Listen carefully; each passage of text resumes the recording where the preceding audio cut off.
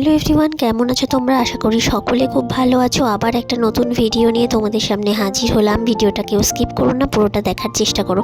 এটা ছিল আমার দিল্লিতে যাওয়ার একটা ব্লগ।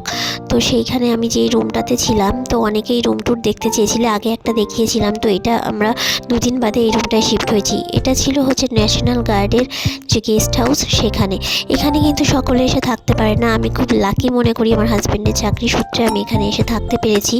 তো এত সুন্দর রুমটা ছিল আর এত সুন্দর ফেসিলিটি ছিল, রুমে সব কিছু দেওয়া ছিল।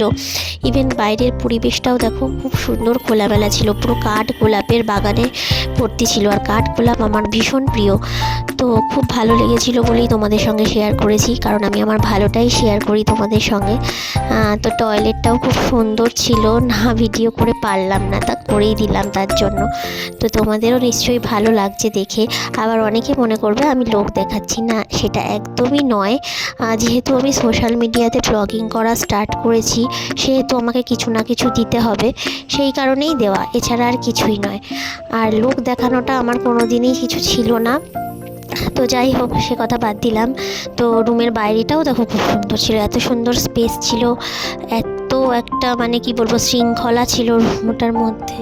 আর থাকাটাই স্বাভাবিক, কারণ এটা ন্যাশনাল গার্ডের গেস্ট হাউস। তারপর দেখো যে এটা রেস্টুরেন্ট ছিল, রেস্টুরেন্ট নয় অ্যাকচুয়ালি, ওখানটাতে বসে আমরা খেতাম।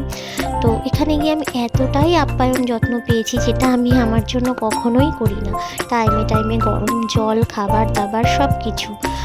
আর যেটা এখানে ভেজ ছিল, আর আমার হাজব্যান্ড যেহেতু খাবার দাবার নিয়ে কোনো কিছু কার্পণ্য করে না, সেই কারণে স্পেশাল করে আবার প্রত্যেক দিনই চিকেন নয় মাটন একটুখানি আমাদের জন্য অ্যারেঞ্জ করে দিত।